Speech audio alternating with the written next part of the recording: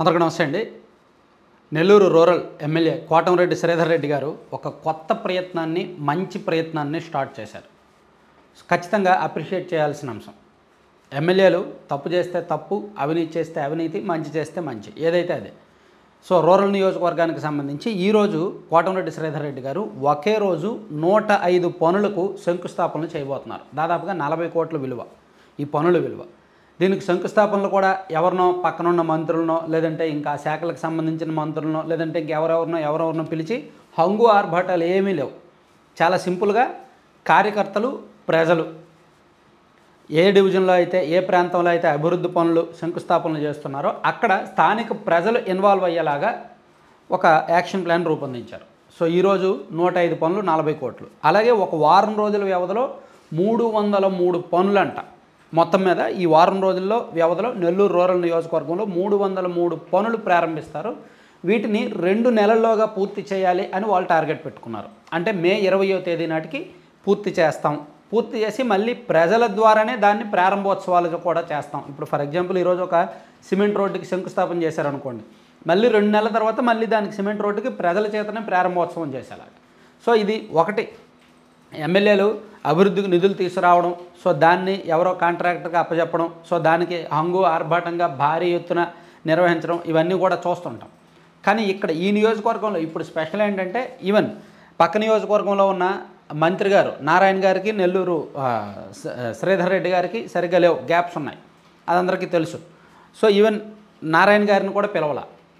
అంటే ఇంకా ఆయన కూడా ఎవరిని పిలవడం ఎందుకు, ప్రజలే కదా మన అతిథులు అంటే ఆయన కొంచెం డిఫరెంట్గా ఆలోచించి ప్రజలే కదా మన గెస్టులు, ప్రజల ద్వారా చేపిస్తే బాగుంటుంది కదా, రేపొద్దున్న దాన్ని అనుభవించాల్సింది వాళ్ళే, దాని మీద తిరగాల్సింది వాళ్ళే, అది వాళ్ళ కోసమే మనం చేస్తున్నాం కాబట్టి వాళ్ళే దానిలో పాత్రధారులుగా ఉంటే బాగుంటుందని. దీనివలన యూజ్ ఏంటంటే అభివృద్ధి పనుల్లో ప్రజలకు బాధ్యత పెరుగుద్ది. వాళ్ళు ఇన్వాల్వ్ అవుతున్నప్పుడు, వాళ్ళ ఆధ్వర్యంలో శంకుస్థాపన జరుగుతున్నప్పుడు పనుల క్వాలిటీ ఎలా ఉంటుంది అనేది వాళ్ళే చెక్ చేసుకోవచ్చు. ఇప్పుడు ఈరోజు వచ్చిన వాళ్ళందరూ ఆ పనులు మొత్తం విలువ ఎంత, ఇప్పుడు for example 1 kilometre CC road వేస్తున్నారు అనుకుందాం, దాదాపుగా ఒక 20 లక్షలు ఖర్చు పెడుతున్నారు అనుకుందాం. సో దానికి తగ్గట్టు ఆ పనులు జరుగుతున్నాయా లేదా అనేది వాళ్ళు చూస్తారు.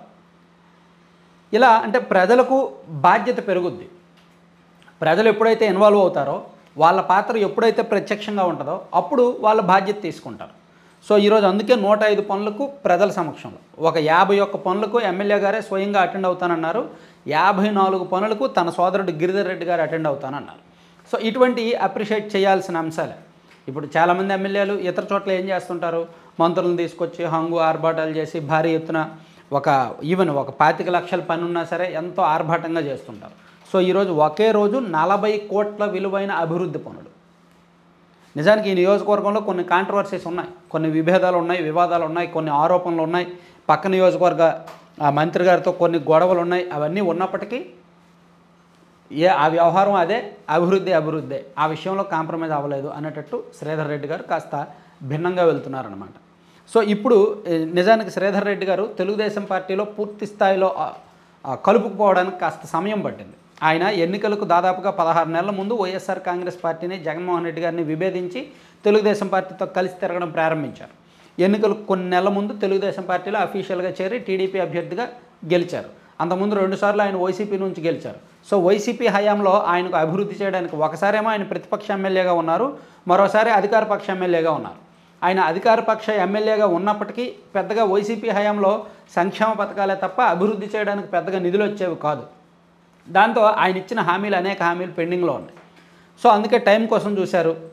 ఈ ఎన్నిక మూడోసారి ఎన్నిక, ఆయన తెలుగుదేశం పార్టీ నుంచి పోటీ చేస్తున్న ఎన్నిక కాస్త ప్రెస్టీజియస్ ఆయనకు, ఎందుకంటే ఆయనకు సింబల్ మారింది కాబట్టి, ప్లస్ తన నియోజకవర్గం ఎక్కువగా రెడ్డి ప్లస్ ముస్లిం ఈ వర్గాలు ఎక్కువగా ఉంటాయి కాబట్టి తనకు ఎక్కడైనా వ్యతిరేకత ఉంటుందేమోనని కొంచెం చాలా జాగ్రత్తగా ఎన్నికలకు వెళ్ళి మంచి మెజార్టీతోనే గెలిచారు. సో తన మీద ఉన్న నమ్మకాన్ని నిలబెట్టుకోవాలంటే తాను ఇచ్చిన హామీలు నెరవేర్చాలి. దానికి సంబంధించి అలాగే నెల్లూరు సిటీతో పోలిస్తే రూరల్ నియోజకవర్గంలో కూడా సేమ్, నెల్లూరు సిటీలో ఎలాగైతే డివిజన్లు ఉన్నాయో రూరల్లో కూడా అలాగే డివిజన్లు ఉంటాయి. కాకపోతే ఇక్కడితో పోలిస్తే అక్కడ కొంచెం డెవలప్మెంట్ తక్కువ ఉంది, ఇక్కడితో పోలిస్తే అక్కడ కొంచెం మాసివ్ అనమాట.